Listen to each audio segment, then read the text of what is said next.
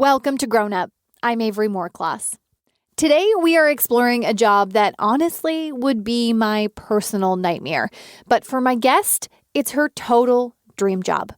There's blood, there's broken bones, there's fast driving and life or death situations every single day. And paramedic Sarah Graham loves every second of it. A couple lessons to watch out for in this episode. 1, why you should never call a career misstep a mistake. And 2, never ever underestimate a 5'2", 125-pound female paramedic. Let's get to it. I remember growing up, all I wanted was to be a grown up. Now I'm grown up.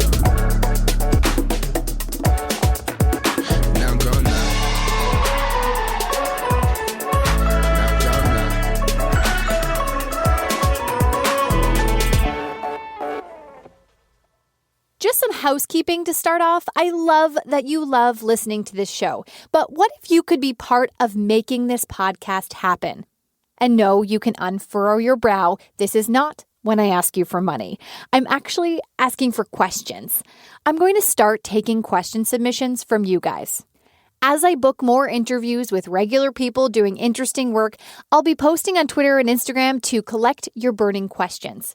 To submit questions, just simply follow @GrownUpPod or @Avery Moorcloss, or just follow both on Instagram and Twitter, and I'll be posting job titles of upcoming guests. I want to know what you want to know from our upcoming grown-ups. So, back to our paramedic.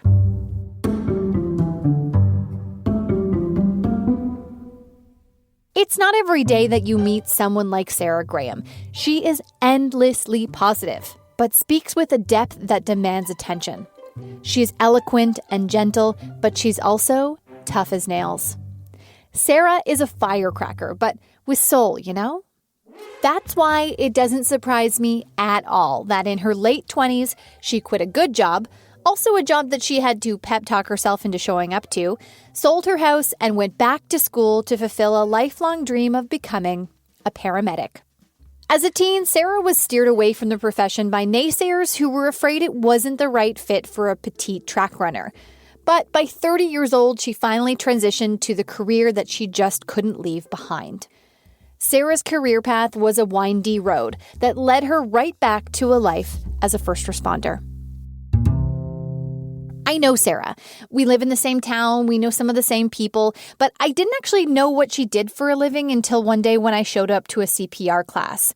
It was hosted in a meeting room at a local church, and it was taught by Sarah, a CPR trainer and a paramedic. A paramedic who, in her, quote, spare time on weekends, teaches others to help save lives too. Sitting there with my palms on the sternum of a foam, legless torso, I was blown away by how passionate she is about the work that she does. She was an obvious guest for Grown Up from the get-go. So, if you've ever pulled over for an ambulance and you've wondered who the heroes behind the wheel are, let me introduce you to one of them. My name is Sarah Graham, and I am a paramedic. My very first memory of what I wanted to be as a child is actually a marine biologist. As a child, I don't even think I knew what that meant. I think it sounded neat, and I liked whales. And now, today, I am a paramedic, and I get to go to work. I work a 12-hour shift. The best part about it is I have no idea every day what I'm going to do. When I drive to work in the morning, I do not have a clue of what my day is going to entail. And when the chimes go, and I go out and I can go to any sort of incident, be it a trauma or a medical call. I help the people through their trauma or medical, and I give them off to the hospital and I go on to the next one. Does it scare me? Yes. Am I afraid of it? No. I think that's a big difference. It is exactly where I'm meant to be. I love everything about my job. I love the idea that in someone's worst day, I am what they need. And I come with the skills and the passion to get through the call. I do not meet people if they're having a good day. I only meet people on their worst day. And I take that very seriously.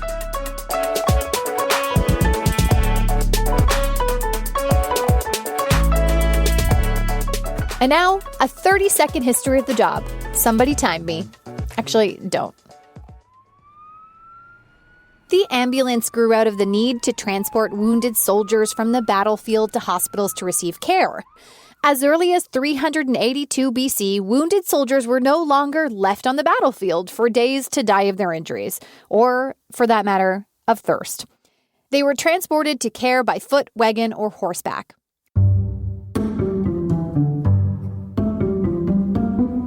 From a Byzantine emperor who outfitted horseback rescue squads with special saddles, to collect his army's wounded, to crusaders in the 11th century who used wagons to carry the injured to baggage trains on the way to Jerusalem. Early versions of the ambulance were simply a mode of transportation.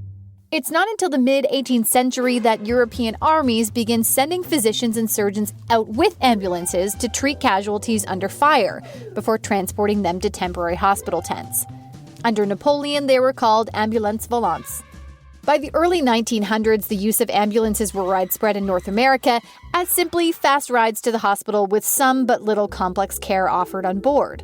In both the Korean and Vietnam Wars, field medics were relied upon to reduce mortality rates among soldiers. The 1960s saw the wide use of CPR and artificial respiration, and actually the 911 system was developed for quick access to medical care. The 1970s brought new laws that gave paramedics the ability to offer more care, and the invention of a lightweight monitored defibrillator. I use lightweight lightly because at the time lightweight was around 18 pounds or so. The early 70s also brings paramedicine to TV sets with the release of a popular show called Emergency. I say it that way because there is an exclamation point at the end of the word emergency. It portrayed paramedics providing advanced care never before seen in the homes of American TV watchers. Then the late 70s and 80s bring us advancements in training that shape today's modern-day paramedics.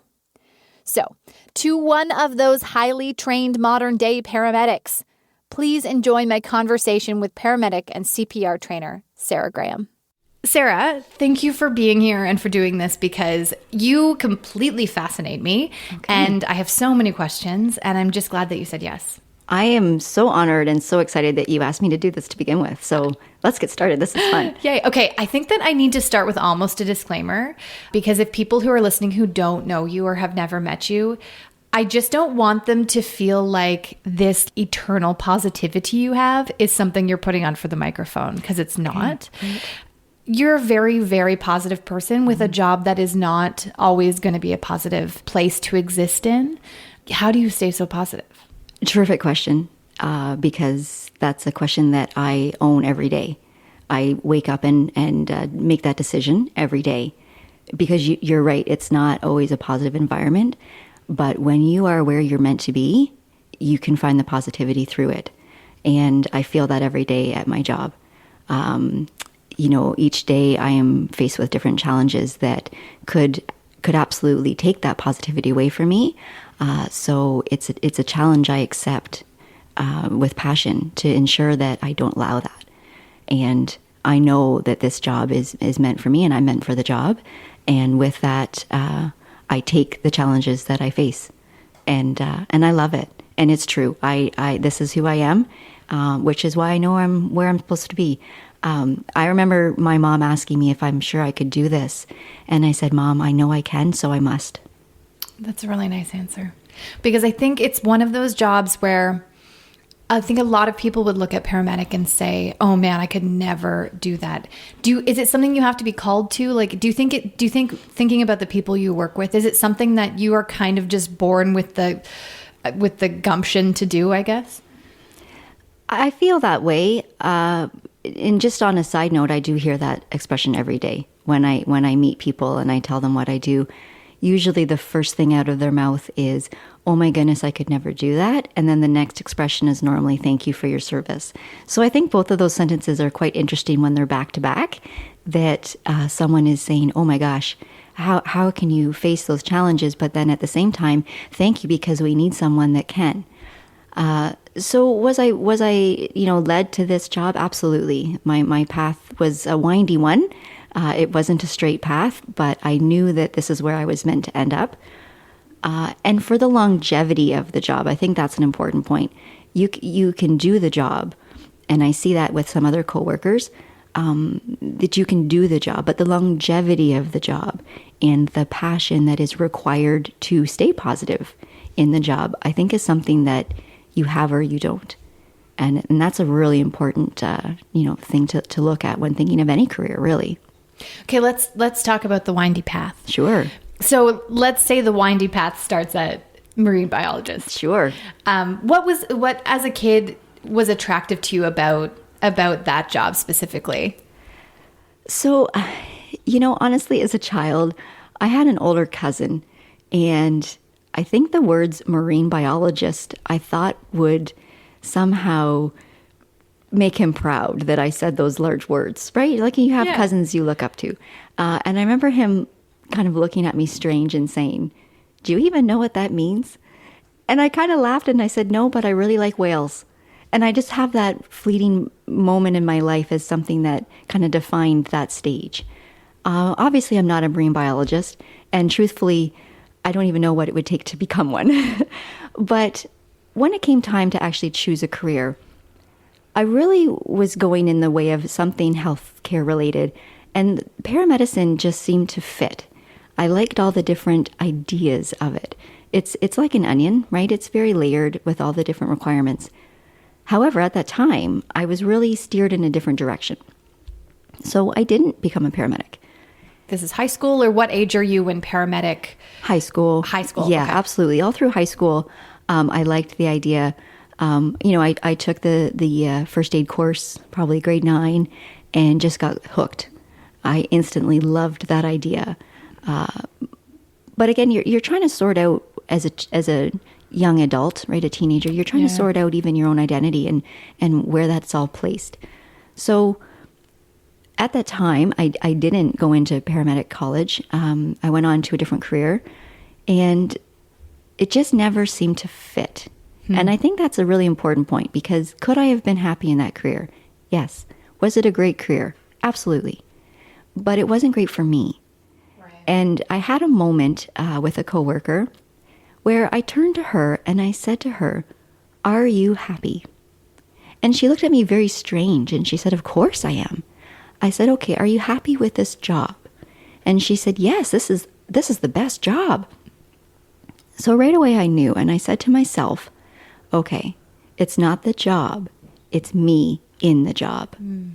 And so what job is this? So what did you end up taking when you left school? So I went to York University and I took kinesiology and health studies. Okay. And I don't regret a single moment. It was a terrific school. I was a track athlete, so I competed all through university, which truthfully was the most important and best part I can think of going back to those years.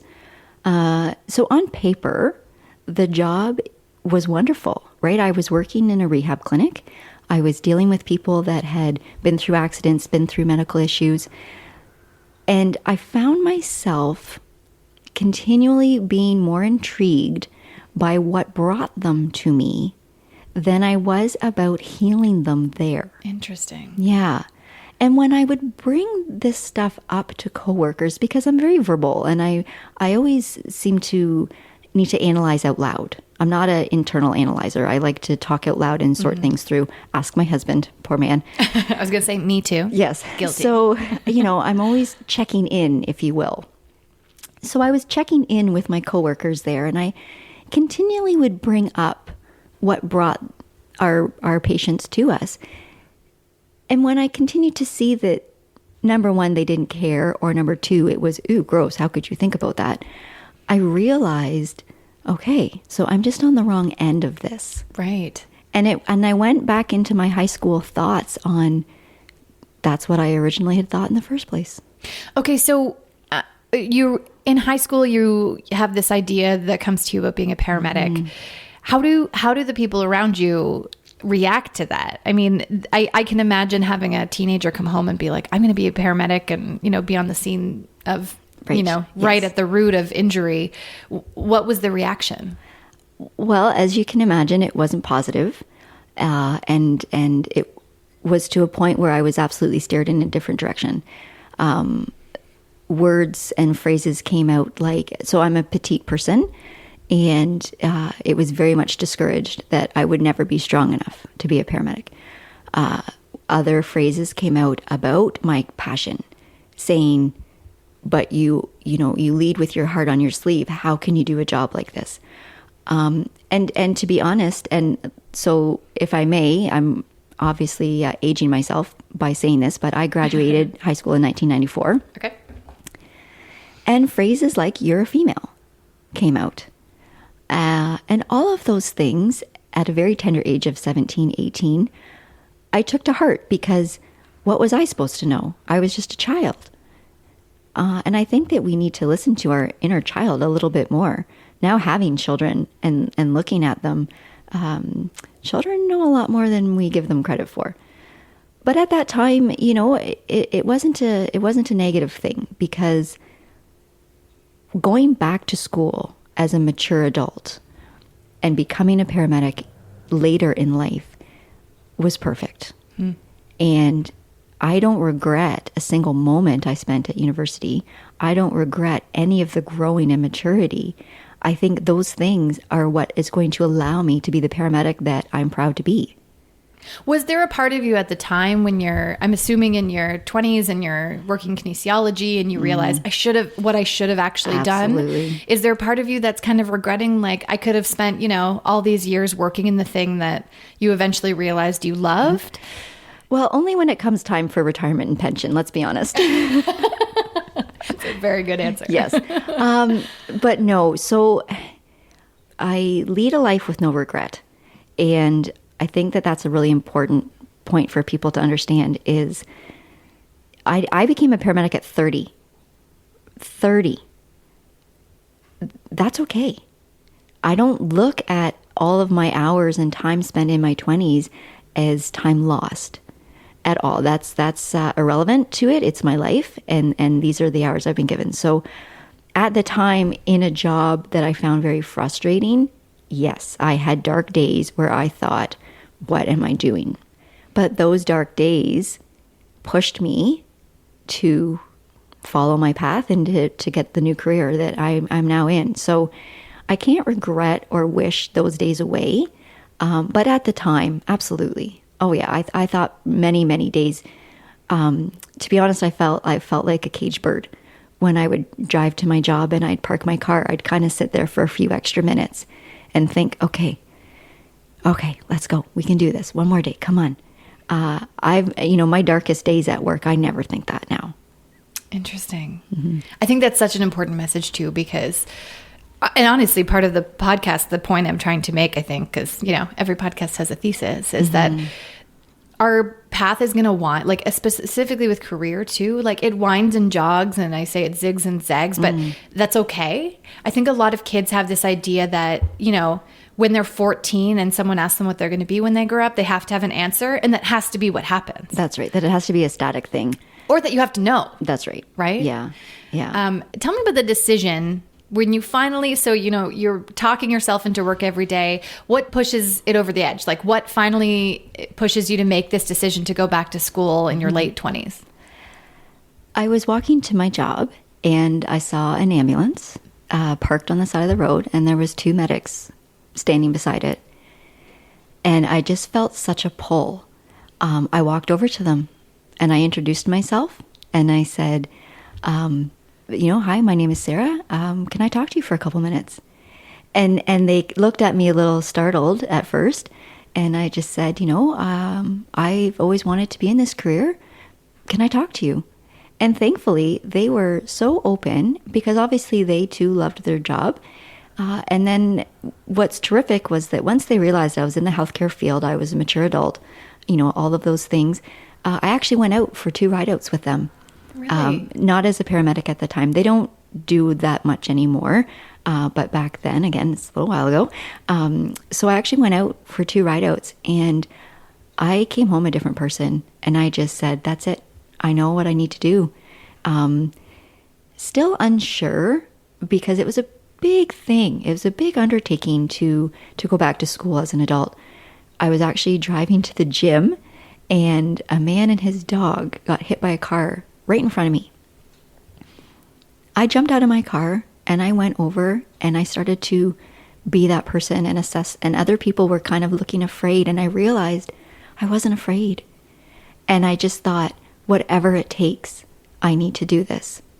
And I went back and saw the man a few days later. And he just gave me a huge hug. And he just said what absolute support and comfort that this complete stranger had offered him in this time of need.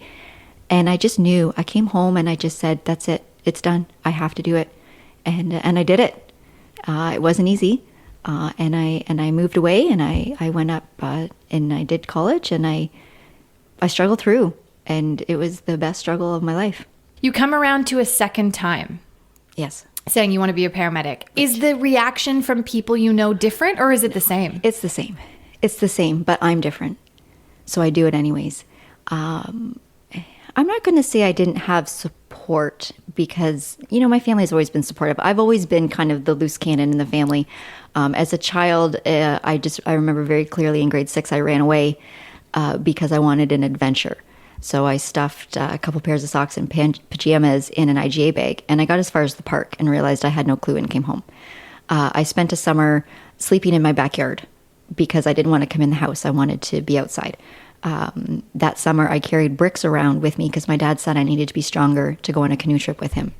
So I've always kind of been that one in the family. So I don't think that they were surprised when I said, I'm cashing it all in. Here I go.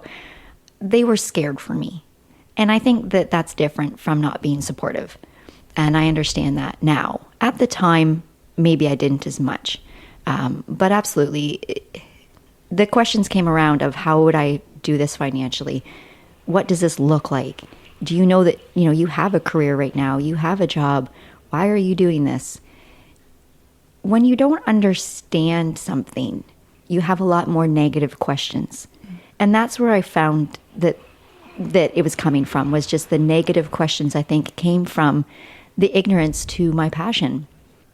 But as the adult that was doing it, I didn't listen this time. And I went to the gym and I got strong. And I went to college and I got amazing grades. And I took my provincial exam and I passed. And I went to 100 interviews before finally getting a job. And all of those steps is allowing me to be competitive and be passionate in my career. It wasn't a straight road for me at all. But how wonderful, how beautiful to come out of it at the end. And now they see that that's where I should be. Well, you know what? I think it's so brave, and it's something that people often don't do. Absolutely. Often people will, because they're comfortable, because everyone supports them in what they're doing, they stay doing the thing that is like slowly killing them inside. Mm-hmm. And they don't have either the foresight or the ability. Often people are in a job and they don't have a house to sell, and they don't have an opportunity to make a big change. Good on you, because it's a brave thing to do, to say, I'm going to, leave all this behind, what I was building, and start from scratch. Thank you, because it was brave, and I don't take that lightly. And it's certainly not a vanity thing, but it isn't something that everybody would do. And I was very proud of myself for walking away. Walking away is a very difficult thing to do, but I just knew that this was right, and thankfully I did, because when I look back at the rehab too, it's the exact same thing as my job. People are not there if they've had a great day. They deserved my coworkers in those moments. They didn't deserve me. And now I'm at a place I get to hear all the time from people, and we get cards saying thank you, and it's a reward in itself to be at the job. But then when I get to see the difference I make, affirmation all the time. Okay, so let's talk about the job. What do you do all day? What's a day in the life of a paramedic? Ooh-wee. I love that question, because there's no terrific answer, which again is the part that attracted me to the job, the uncertainty of it. But, you spend your first portion of the day checking your truck. That's important. I mean, you need to have all of your bags and all of your tools. So we take the time at the beginning to ensure we have everything we need. And then you wait. And when I was brand new, that was a very, very stressful time. And then, you'd be talking to your coworker, but half of your brain is listening for the chimes to go. And the chimes go, and you jump in the truck. And you don't know what you're going to do. Dispatch tells you, there's an elderly female complaining of shortness of breath. And you think to yourself, okay, I got it. And when you arrive, you have no idea what you're about to walk into. And you are constantly having to mold yourself and change yourself into the environment. Even something as simple as it's an elderly female, shortness of breath, but is she in an apartment building with no elevator? Is she in a basement apartment? Is she, in a nursing home? Like, there's so many different avenues, and each call, although, as I said, one of the most common calls is shortness of breath, no call is the same. And when you're new, that is a very stressful time. But never mind the stress of the call. You had to get to the call. And the driving is a huge component of the job. Going through red lights, going faster than normal speed limits, continually checking your environment. Is there someone coming out of a driveway? Did that person not see my lights on? Is that person going to pull over? There's so much to even get to the call. And then never mind the driving, there's the radio. You have to talk to dispatch and find out where you're going and get the right cues on what you're doing. There's so many layers of it. How exciting. My shift is 12 hours, 7 to 19. So 19 is 7 in the PM. But if a call comes in at 6:30, I don't get to tell that nice man to have a heart attack later. So overtime is a huge aspect of the job, which is something that you need to get used to, which your spouse and your family needs to get used to. There's no certainty at all when your shift is over. And that man at 6:30 that's having the heart attack deserves all the treatment and care that the female at 11 in the morning did. So you're giving a lot. You're constantly giving little pieces of you to each call that you go to and each patient that you come in contact with. Which are the calls that stay with you? And you don't necessarily have to give me specific examples because I don't have to relive things that you don't want to relive. Okay. But what are the kind of calls that you come home still thinking about? The ones that you don't expect. The ones that you don't expect at all. And just for confidentiality of patients, obviously, I won't go into details, but it's usually not the ones that you expect because you're prepared for that. I knew going into this job that I was going to see things that perhaps would upset me or that perhaps the normal eye should not view. However, the calls that I can think of right now aren't even serious ones, right? Aren't even ones that maybe should be the ones that affect you. But there's just something about it.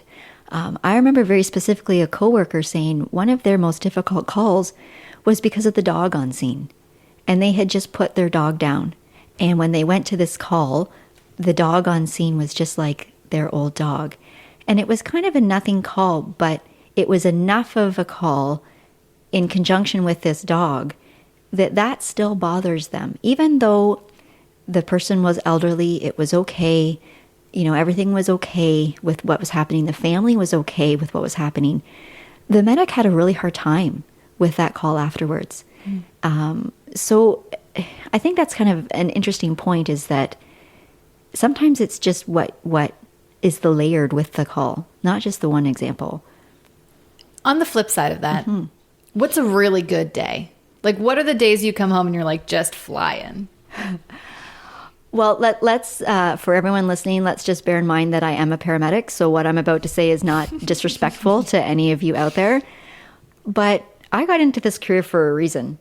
So a really great day is a day that I go from call to call to call, and they're dynamic. When I use that word dynamic, I love the dynamic calls. I love the calls where we get on scene and it's not what we thought, and we quickly have to change our pace of action.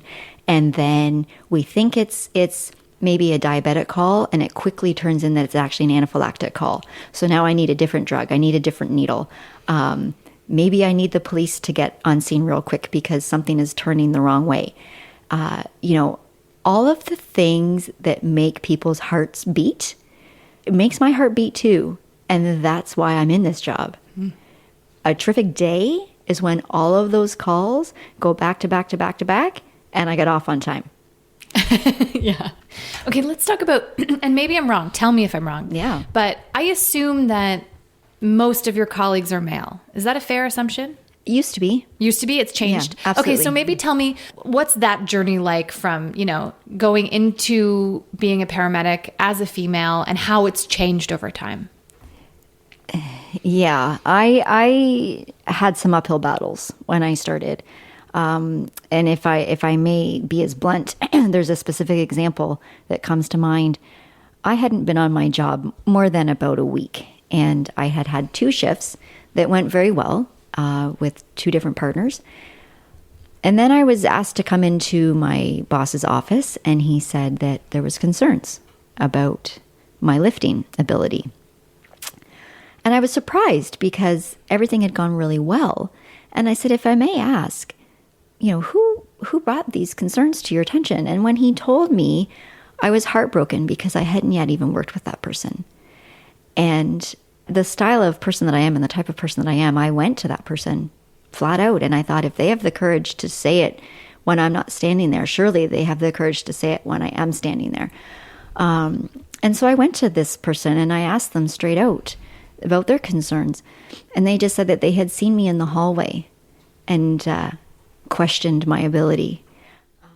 And just assumed, looking at your frame, that you weren't going to be able to lift.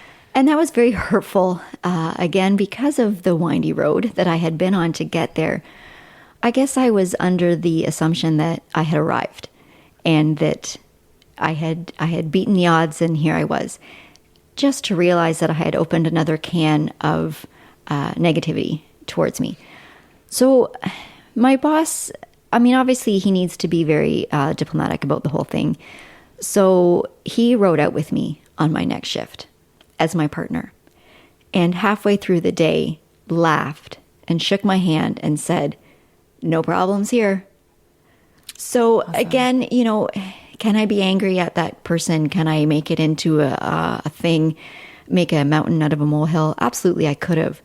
But yet again, I had proven myself and had, shown that I was able to be there. Fast forward the 13 years I've been there now, I've worked with that other coworker many, many times, and they have apologized and said that they feel so ashamed with their assumption that they had made that day. Now, there's a lot more females in the field. And there's even, at the time that I came on board, there was more females than there was even 10 years prior to that too. So I think with any job, with any career, it evolves. And, looking back over time, there's many, many jobs that have evolved with females coming into play. But with any job, whether you're female or male, you have to have the requirements. And if you can't lift, or if you can't drive, or if you can't problem solve in stress, this is not the job for you. And I don't think that the gender has much to do with that as just your skill set. But I also think that today's day has allowed me to say that sentence confidently. Right. Whereas before, yeah. Yeah. I guess I can see that feeling where you think, oh, I've finally figured it out. I'm finally here. Right. And then you realize that there's an extra layer because you are a woman that you have to, you have some extra proving to do, right? I did. And talking to some of my very close male coworkers, I've said to them, you know what, guys, when they try to say things like, "Oh, come on, that's not true," or whatever. And I've said, "Well, when was the last time you were a female paramedic?" And they just kind of laugh. And I am of a petite stature when it comes to that. However, that has also allowed me to fit into many places. And I can think of 2 calls right off the top of my head right now that very recently that I was able to fit into very small spaces and be very productive in those small spaces. And I think that we all have a role to play. And I get kind of tired of showing up at a call and I'm there to help someone and they say to me, "Oh, there's no way you can lift me down the stairs." And it used to bother me a lot. And it doesn't much anymore because, again, once you've proven that you can do it, you can do it. But I just wonder to myself, why do they feel that that's appropriate? Why are they able to say I'm too small to do this job when I'm clearly standing right in front of them in the uniform, ready to carry them down the stairs? Absolutely. Well, good for you. I don't know. I just think you're such a great example for any women out there who are looking to be a first responder or a paramedic, because you don't let it, I mean, I'm sure it's bothered you in the moment, but to just, be confident enough in yourself to know that you're here for the right reason, that you can handle the job, right? Well, and normally after I have carried them down the stairs, it's pretty fun when they say, ooh, okay. And one of my partners, I've been partners with him for a very, very long time. And, on day shift, he and I will do a workout together. And I normally kill him through the workout, and he's dead at the end, and it's pretty fun. And then we'll go to a call, and a person will say that, and now he speaks up for me, and he'll even say to them, ooh, you don't know what you just said. You just underestimated. Absolutely. Yeah. So, I always say that it's my hidden talent, right? It's my Superman cape underneath my costume here. Let's talk about another talent, which is not only are you a paramedic, but you also then somehow have come to a side gig where you're also teaching people CPR. That's correct. Yes. And I can say me and my husband and my whole family came to your CPR class, and man, we just came away with so much. Perfect. Tell me why have this demanding job, that you're working shift work, you're working overtime, and still fit in, a way to teach people how to handle an emergency with another person. I have had that on my mind for years. I knew I needed to get out into the public and get people's confidence up and get people fired up about helping. As I mentioned earlier, I am not the one that calls 911. Someone in society, and I always say this, and from my class, is in the right place at the right time to call 911. But let's then give them the skill set and the confidence to do something about it. It's about a 7 to 11 minutes sometimes, right? A response time for us to get to you. Being in a larger area, if we're right in town, we can be up, quick as 4 minutes. But 4 minutes is a really, really long time when you have dialed 911 and when you are in a stressful situation. And what I was finding was the more I went to calls and saw I call you everyday heroes is what I call you. And you know that from my course as well. But I would see these everyday heroes that have called 911 and that were trying to do life-saving measures prior to our arrival. And I just started thinking, I could reach them. I could talk to them. I could teach them. And it's very important to note that as a paramedic, I am not certified to teach. I then had to go and take a course. Oh my gosh. And become a certified instructor. So once I did that though, and after my very first course, I just thought, I have enough room in my brain and my heart to have this. And I think it's really important. And it came back to the same thing of, I can, so I must. And one of the things I always mention in my class and to anyone that asks me is it's a relay race. Probably I use that example because of my years of track competition, but it's very true. And I look at it as a relay race, and I look at you guys, everyday heroes, as the first runner. You're the one that was there, that saw there was a need, and you dialed 911. The paramedics that are coming, we're only the second runner. And I cannot do my job without you guys first doing yours. And when I arrive and I do my life-saving measures or whatever is required, and I get them to the hospital, the nurses and the ER doctors are the third runner of the relay race. And they do what they need to do. And then the fourth runner is either, ICU or specialized surgeons or, whatever else needs to happen. But do you see that each runner is so important to give that person their best chance? So when I looked at it like that, I knew that there was really no choice. I had to teach. And I've been teaching for years now. And I love when I hear from you guys that you got it, right? I got my message out there. And at the end of the day, that's all that matters. Okay, so let's talk about, I mean, we've been through your career. We've talked about, you know, all the extra layers of things you've added on. Looking back at your journey and the zigzag and the windy road, what's your best advice for someone who is either trying to figure out what they want to be when they grow up, or they're like where you were in kinesiology, where they're not happy with what they're doing and they just need some advice. What's your nugget of wisdom? I think the one point that I would really like someone to just take hold of today is don't be afraid to change and never call it a mistake. Being where you are at that point in your life, you will learn something that will then allow you to succeed in your next step. Never look at change as a mistake. Look at change as an amazing opportunity in your life, and don't be afraid of it. That's such good advice, because I think it's so easy to get stuck. Definitely. To get stuck where you think you can't make a difference and you can't make a change in what you're doing. Mm-hmm. When you go to work and you wake up and, you know, you talk about being excited to go in and you obviously love your job. I think that's like crystal clear. What's the contribution that you're hoping that you're making? When you come home from work, you know, what stays in your heart is the thing that, you know, oh, this is why I do this. You don't even have to show it when you have the passion for what you do. As you said, it's crystal clear. And I think that is the contribution that I'm making, is that I can and so I shall. And when people are in their moments in their life, I am very proud when it's me that shows up on the scene. And there's been a few calls that I can think on that I say to myself afterwards, I am really glad that was me. And again, not a vanity thing. It's a very much an affirmation thing, that I know that I am giving back into this job because this job has given me so much. And you know, one day I remember very specifically, I was washing the truck. We wash the truck at the end of every shift. And I'm scrubbing the truck. Is it glorious work? No.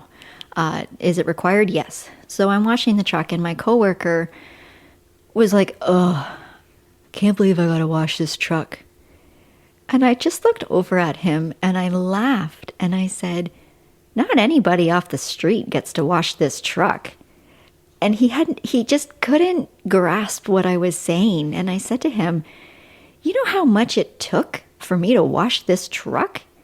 If I was just driving by and pulled up to this ambulance space, you're not going to let me in to wash this truck. I have to be wearing this uniform in this service and this job to wash this truck. And he laughed because he said, wow, you really believe that. And I said, you bet I do. And he kind of laughed. And quite a while later, he came up to me and he said, you know, I've been thinking about your washing the truck conversation we had. Thanks for that. That was just what I needed that day. My contribution is that if I can allow another person to find passion again in this very stressful, hard job, then that refills me as well. Well, I think that's a really great, we started with positivity, we'll end with positivity. Mm-hmm. I started by asking you, how do you do this? And I'll end by saying, thank you for your service. Thank you very much. Grown Up is created, recorded, and edited by me, Avery Moore-Kloss, and my company, Folktale Studio. Portions of this episode were recorded at one of my happy places, the Switch Podcast Studio at Wilfrid Laurier University in downtown Brantford, Ontario, where actually I'm currently podcaster in residence. To keep up to date on what's coming next, follow us on Instagram or Twitter at GrownUpPod, or my own accounts at Avery Moore-Kloss. It's like floss with a K. I'd love to hear your questions for upcoming guests, or if you have an idea of someone that we should interview for the podcast, please drop me a name or even a profession, and I'll see what I can do. Thanks for listening.